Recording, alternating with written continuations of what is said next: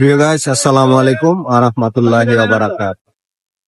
দেখতে পাচ্ছেন এটা হচ্ছে হোসেনপুর থেকে হায়দরনগর যে যাওয়ার যে রাস্তা, এই রাস্তার কাজ ধরেছে। তো এই রাস্তার কাজটা মোটামুটি অনেক দিন যাবত অনেক বেহাল দশা এই রাস্তাটা, কারণ এই রাস্তা দিয়ে প্রত্যেক দিন প্রায় 1000 যাত্রী যাতায়াত করে এই রাস্তাটা দিয়ে বুরবুরিয়া, রামকৃষ্ণপুর, হায়দরনগর, কাপ্তাকান্দি সব লোকজন এই রাস্তা দিয়ে যাতায়াত করে। তো অনেক সমস্যা হয়তো এই রাস্তা দিয়ে চলাফেরা যাত্রীদের।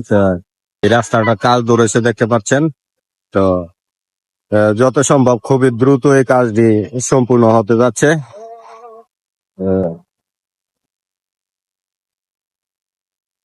খুব সুন্দর ভাবে এই যে রুলার মারতেছে রাস্তাটা দেখতে পাচ্ছেন, এবং রাস্তার উপরে এই যে এগুলা তারা দিতেছে অসুস্থ ইটের মধ্যে যে তেল দিব তেল ধরবো না, কয়দিন পরে রাস্তা আবার ফাইটটা উঠে যাবো।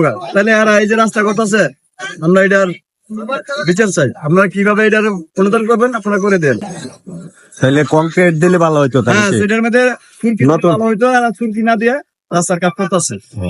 নতুন কংক্রিট দিলে ভালো হইতো। আচ্ছা, দেখতে পাচ্ছেন আগের যে রাস্তাটা এইটারে ওই সোলাইছে রুলার মাইরে আবার সমান করতেছে। এইটার উপরে তেল দিয়ে আবার রাস্তা করবে।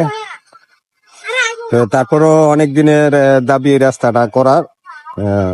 অনেক জনমানুষের খুবই জীবনযাত্রা খুবই বেহাল দশা, চলতে ফিরতে খুবই কষ্ট হয়, যার কারণে রাস্তাটা মেরামতের কাজ চলতেছে। তো আমার ভিডিওটা যে যেখান থেকে দেখবেন, ভিডিওটাতে লাইক কমেন্ট করবেন এবং ভিডিওটা আপনার বন্ধুদের মাঝে শেয়ার করে দিবেন। আর আমার পেজে যারা নতুন সবাই পেজটাকে ফলো দিয়ে রাখবেন পরবর্তী ভিডিওগুলি পেতে। দেখতে পাচ্ছেন অনেক দ্রুত ভাবে খুব সম্ভবত কাজটা এগিয়ে যাবে আশা করি। এই যে এই 2 দিনের মধ্যে কাজ ধরছে মোটামুটি। আজকে রুল আরো মারতেছে, কাজের অগ্রগতি দেখতে পাচ্ছি ভালো। অনেক গাড়ি এবং যাতায়াত করে এই রাস্তাটা দিয়ে, এই রাস্তা দিয়ে আসা যাওয়ায় অনেক সমস্যা হয়, যাত্রীদের খুবই কষ্ট হয়। কারণ যাত্রীদের প্রচুর ভোগান্তি হয় এই রাস্তা দিয়ে চলাফেরা করতে। তাই এই রাস্তাটা যে হইতেছে, তো হয়তো যাত্রীদের ভোগান্তি আস্তে আস্তে কমতে যাচ্ছে। দেখতে পাচ্ছেন রাস্তা যখন কমপ্লিট হবে, যাত্রীরা খুবই আরামে খুব স্বাচ্ছন্দ্যে চলাফেরা করতে পারবে এই রাস্তা দিয়ে। তো আজ এই পর্যন্ত, ভালো থাকবেন সবাই। আসসালামু আলাইকুম ওয়া রাহমাতুল্লাহি ওয়া বারাকাতুহু।